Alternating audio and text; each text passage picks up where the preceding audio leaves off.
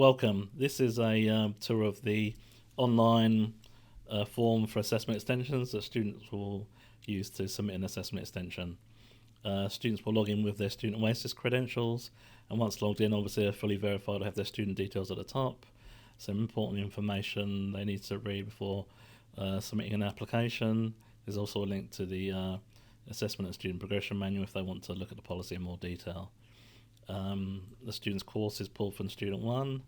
If they're admitted to multiple courses, they can select the correct course. Then they'll select their study period, and then their enrolment's pulled from Student 1. And then they can select their unit. And then once they've selected their unit, the assessments from the unit outline will be loaded. There's also a tutor name field which they need to fill out. If they don't have a tutor, they can just put in NA for not applicable. Basically, they'll then choose their assessment. Now, depending on the assessment type, if it's a test or an exam, it won't ask for a requested due date. But if it's like an assignment or a report or anything which is a submission type of assessment, then the student will be asked to enter a requested due date as well. There's also a box for additional assessment information.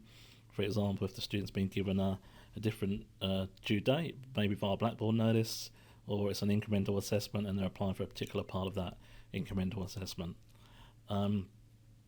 Once they've chosen their assessment, they then proceed to the next section, which is their reason for their application.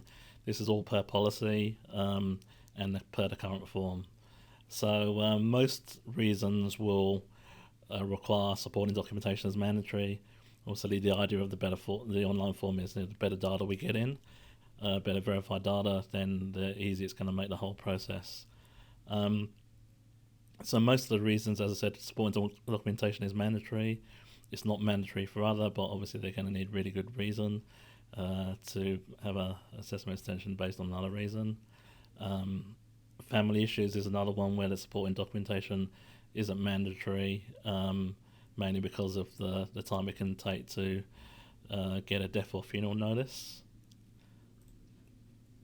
The most popular reason is medical, and so students choose a medical reason for a medical certificate. They will have to put in their doctor's name and look up the doctor's AHPRA number from the AHPRA website. So Alison Smith. And then just copy the registration number.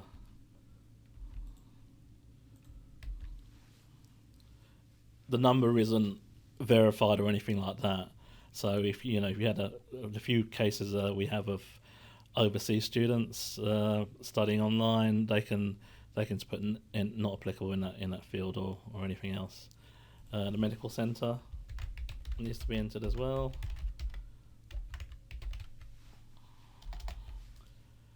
And then their reason for their application.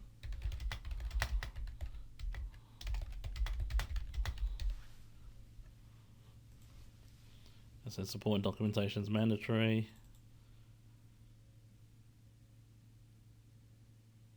And they won't be able to proceed without filling in all the correct fields and supporting documentation. Then, regardless of the reason, students have to answer this next question. Do you have a CAP, a current access plan, which you are provided to and discussed with your unit coordinator? So we're not asking for the CAP, we're just asking whether they've had one which they've activated with the unit coordinator. This is just sort of an extra reminder for the UC when it's submitted that the student does have a CAP. And then the last section is the declaration, which they need to tick.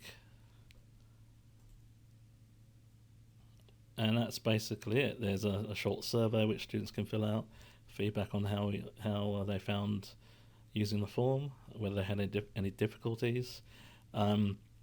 Students get a receipt email, and the receipt email contains further information, including how and when they're going to be advised, and some other important policy information. And the student's welcome to submit another application after submitting one. As you can see, it doesn't take too long. The most time consuming bit will be entering the reason which they can copy and paste into another application. So that's basically it. Thank you.